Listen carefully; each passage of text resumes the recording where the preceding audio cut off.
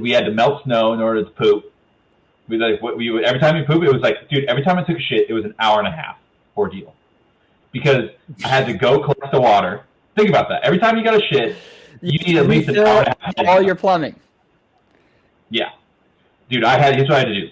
I had to go outside with a big old, we didn't have a bucket. We just had the biggest pot we had. So we took the pot, brought it out, melted it down, which, by the way, compacted snow distills to be about 1/8 of the volume that it was of water.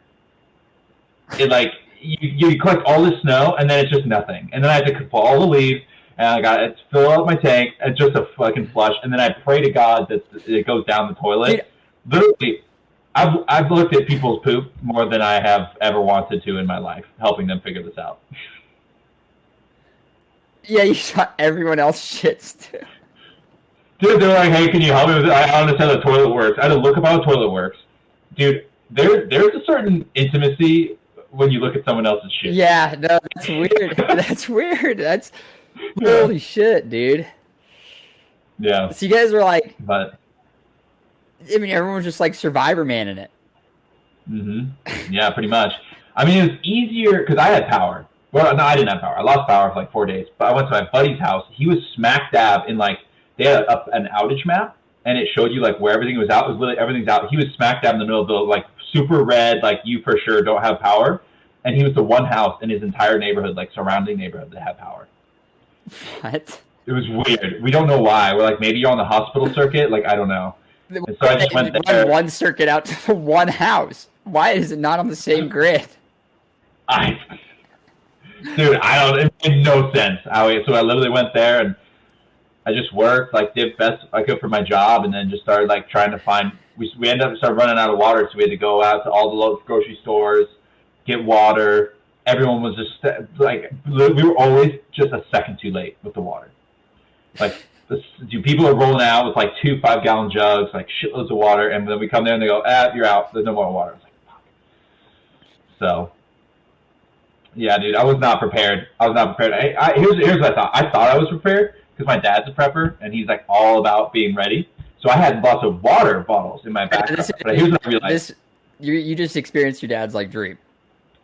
Yes, I was not prepared. Dude, he was, yeah. Well, here's what I realized I was prepared for. I was prepared to start a fire and drink water for 3 days. That's what I was prepared for. I had 1,600 fire starting kits.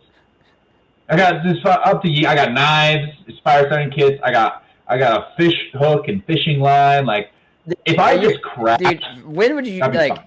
Fire is pretty low on the priority. What you need is in regular emergencies. Right. No, it's for like before you had to like start like you just wouldn't have a lighter available. You know, you don't really need a fire starting kit if you just are in anybody's house and everybody's got a lighter. Yep. Yeah, exactly. Like with fuel. No, and this became super apparent because I was like, all these survival kits I have are literally if you just like get stuck in fucking Alaska.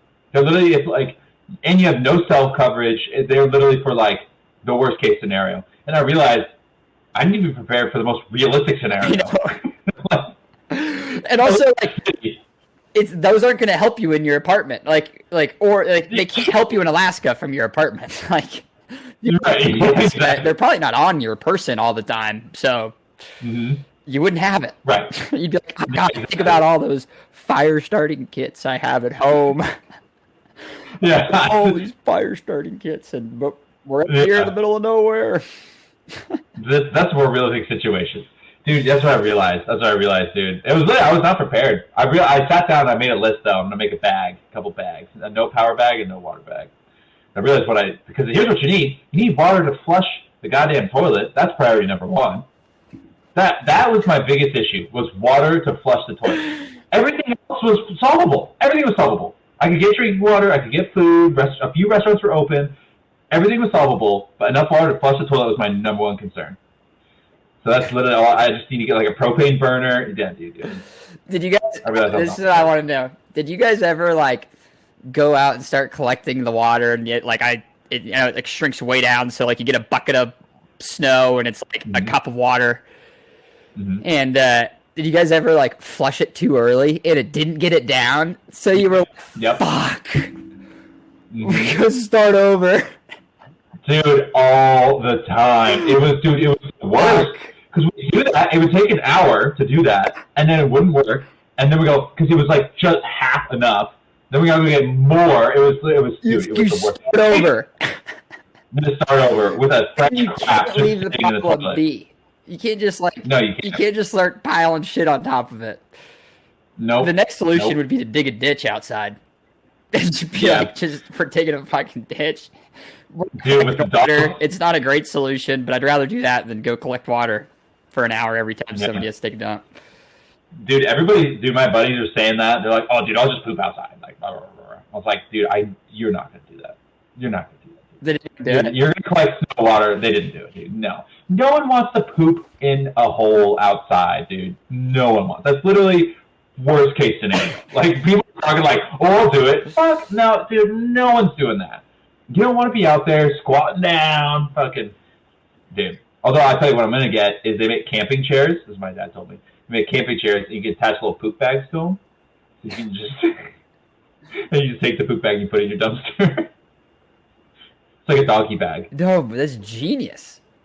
It's genius. It's like a doggy bag, dude, and you don't dirty anything. I feel like I would I'd bring an extra camping chair with me.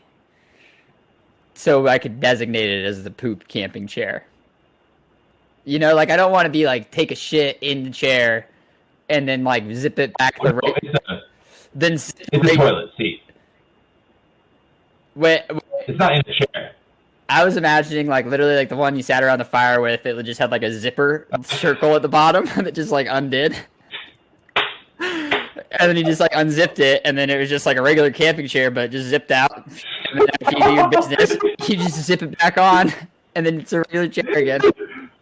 Can you imagine? Imagine sitting there like at a campfire, and you're sitting there having a beer, like, oh, look to do, got my beer, and then someone just goes, zip. They kind of pull their pants down a little bit, just take a shit, and they kind of put it back together, like still talking to you, drinking their beer. I'm like, oh shit, did you just get the shitty seat?